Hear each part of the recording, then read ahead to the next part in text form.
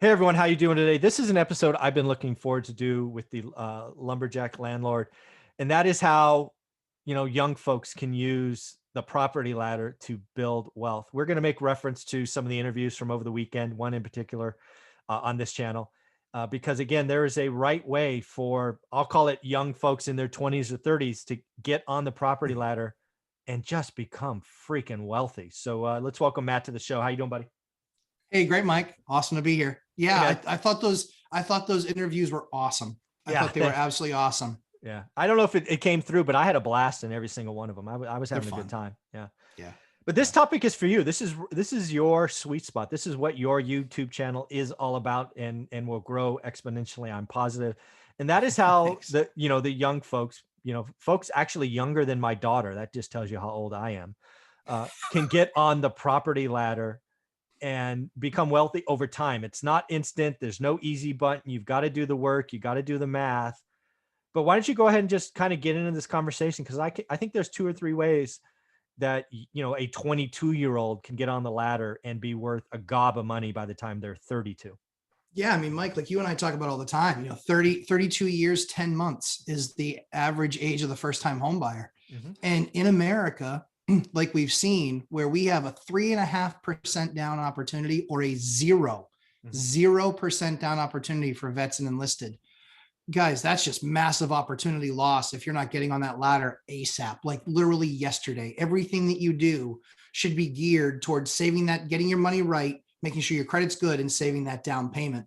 Because that's, like you said, that's what we talk about on Lumberjack Landlord all the time, which is I work with a lot of kids in their early 20s, mid 20s. And it's like, listen, get your money right first, and then be doing your homework, stealing a page out of Mike's book, doing your homework, making sure you're understanding what your market is, what that's supposed to look like. But like we just talked about, which is, Kyle, dude, that dude is killing it, doing it with a wife and kids and doing the numbers. And he's doing it exactly right. Like you can do a 3.5% down FHA loan, Mhm. move into the home. Maybe you make some improvements, maybe you don't. Mhm. It's really up to you. And again, like one of the things that Mike pointed out and said that I thought was absolutely awesome, which is what I talked to a lot of my folks about, which is what makes that property stand out, or what can you do to make it stand out from the other property it's going to be competing with? Mhm. Maybe it's a deck in the backyard. Maybe it's the patio. Maybe it's a whatever, fill Mhm. in the blank.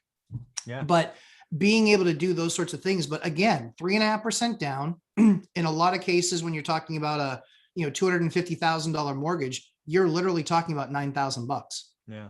And Yeah. you can get, and you I, can, if you're buying, you can get that seller to as part of a larger deal, Mhm.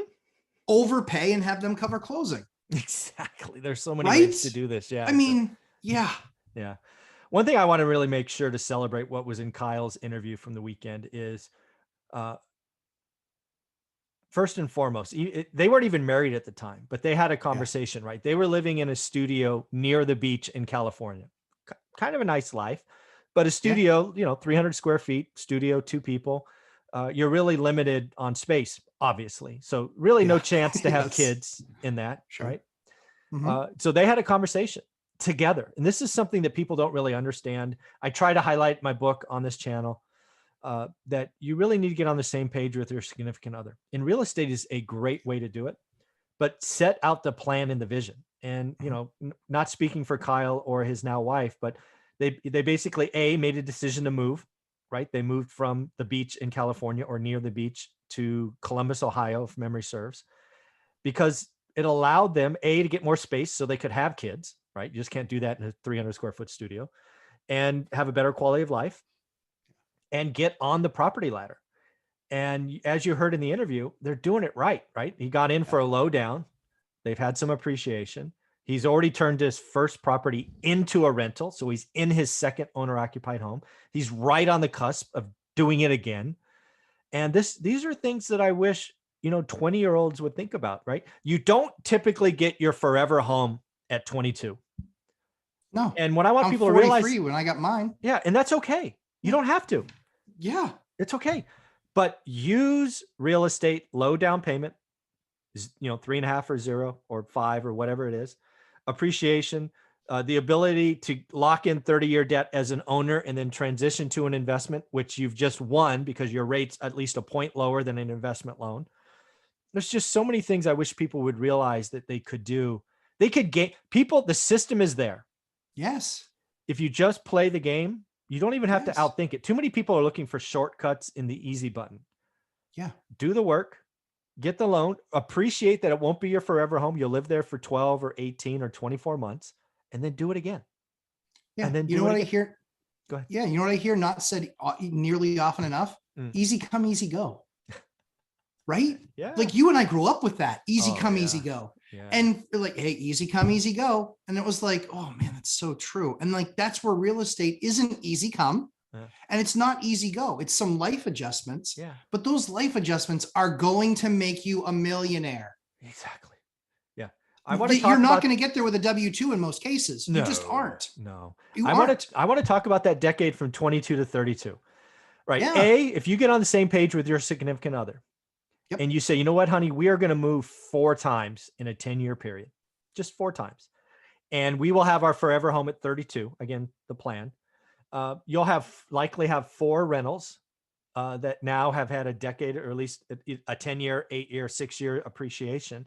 Your net worth likely is approaching $1 million in most markets. Mm-hmm. You have cash flow coming in that probably covers most of your mortgage on your forever home. And you're going to be such a fundamentally different place than all your other 32-year-old friends. It'll be game changing, but you have a decade of sacrifice, a decade of 4 moves. I'm sorry. It's just how the game has worked, but you're freaking 22 or 24 or 26. Yeah. You can still pick up heavy boxes and move, right? Let's just go. Okay. Let's move. Yeah. Mike, I mean, my wife is amazing. Excuse me. She's amazing. I get choked up even talking about her. And literally 7 times we've been married for 14 years. And we've moved 7 times in 14 years. When we started, I said to her, honey, when we met, I already owned 5 properties. And I said, this is going to be how I, become wealthy and how we take care of our family in the future. Yeah. And so she was like, I'm completely on board. So now she can actually, restart a restart an oil burner. Like she can rewire outlets. Like she got all in. And so it is so important to have that mate that's with you that is completely bought into the strategy. I mean, my wife is due in 1 week with our 3rd child. Yeah, doing 1 week with our 3rd child.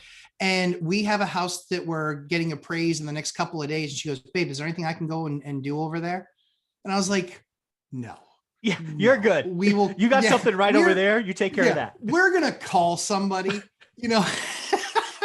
But I remember the day when we couldn't afford to call somebody. And so we just did everything on our own. But yeah, guys, I mean, Mike and I are pulling and pushing on you so hard to do this because we know that this is life changing. I can speak from personal experience. I house hacked single family homes. Then I house hacked duplexes, triplexes. I did anything I could to get that next deal with the lowest payment possible where the numbers could still work. And now, holy cow, forget about the appreciation and the fact that a lot of those have doubled or tripled in price. Forget about that piece of it. Just the rent piece is ridiculous. When I moved to where I live, the first units that I had 2 bedrooms were at $900 a month. Now they average 16. And let me ask you a question. Did your mortgage payment change? Let me check. No, it did not because we literally moved into them. Yeah. We had that either FHA or conventional loan. We did it with either 3.5%, 5%, or 10% down. Exactly. And so my payment is what my payment is. And now I look at what I owe on some of these houses, Mike, to just talk about that 10-year gap. Yeah. I looked at the stuff that I bought 10 years ago. And I bought one for $176,000 and it was just appraised for $525. Some is good, more is better. Yeah, exactly. Yeah. And again, that's 10 years. I didn't do anything. Now I kept the property and I made some updates and things like that, but that was off of profit. Yeah. But Matt, you got lucky. Wicked lucky. So lucky. I hate that. That is like, you ever Me want to too. push my button? Call me lucky. Well, that's, I mean, you know what the funny thing is, Mike, is, and I was always say people too, you know, when that comment gets made, I was like, you want to be there now on property 23. You didn't want to be there on 1 through 7. Yeah, exactly. Because you got to be committed, man. You got to be committed. But if you're committed to that strategy for a 10-year period, holy cow, it's going to change your life. It's going to change your kids' lives. Yeah. Imagine paying for college in cash. Exactly. That's Like, what I want people to, man. that's what I want people to hear from our story. Again, Yeah. Matt and I have lots of units. You do not have to. I promise No. you don't have to get to our level. In fact, I don't even talk about it on most times, the unit counts we Yeah. both have. I just talk about 4.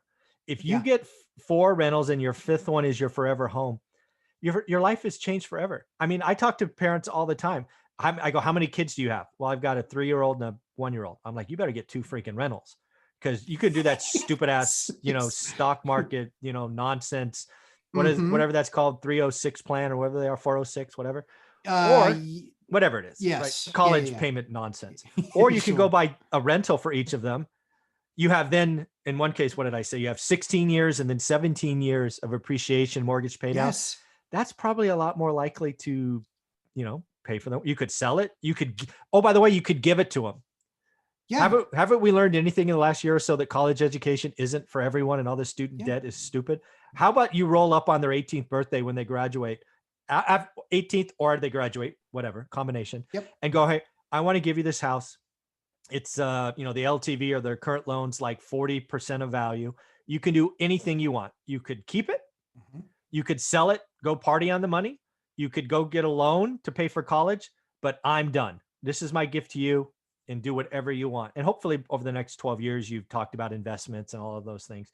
Wouldn't that be better than, doing that, college planning loan, whatever the hell that thing's called? Yeah. I mean, you know, and it gets them out of your house. I got to believe at 22, you're ready to not want them to come back.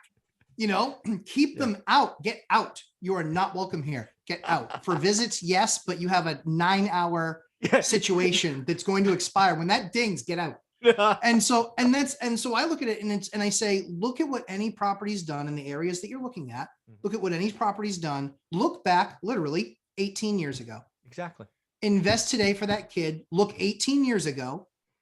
And you don't have to sell the house. It's an asset. Exactly. So you don't they have to can, sell. it's not like a stock where it's like, hey, you sell it and maybe it's ups or downs. Maybe it's, not really moved a whole lot. Maybe it's Cisco between like 99 and like 2014, right? Like, it was, dead. No one likes seeing a 17 handle more than Cisco for that amount of time. It's like, but yeah, you look at property, and even over any amount of like any 10-year, but 15 to 18 years, crazy. any of that stuff moves in almost every single market. Yeah. And again, you put yourself in a position for now generational wealth, which is a very rare thing. And getting your kids off on the right foot, like that's, we're not big on we're going to pay for college no matter what. We're big on teaching them the fundamentals and having them participate. Like, my son's been on job since he was 3 weeks old, and that will continue. That is awesome.